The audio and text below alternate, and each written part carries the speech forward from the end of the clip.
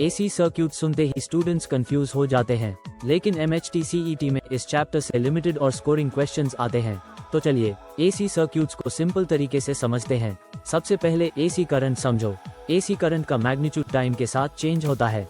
अब important terms, peak value और RMS value. RMS value याद रखें, I_RMS equals I0 square root 2 V_RMS equals V0 square root 2। इन formulas से direct questions आते हैं।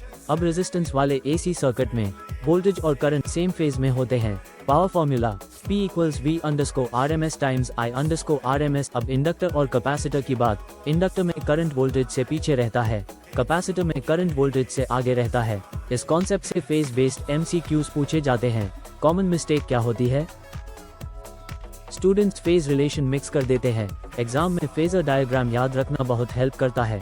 प्रैक्टिस स्ट्रैटेजी, सिर्फ फॉर्मूला और फेज बेस्ड MCQ सॉल्व करो। लेंथी न्यूमेरिकल्स MHTCET में रेयरली आते हैं। एसी सर्क्यूट ऐसा चैप्टर है जहां क्लैरिटी हो तो मार्क्स इजी मिलते हैं। अगले वीडियो में हम पढ़ेंगे dual nature of radiation. AC circuits के चैप्टर वाइज MCQs और प्रैक्टिस क्वेश्चंस के लिए विजिट करें soulshift.co.in।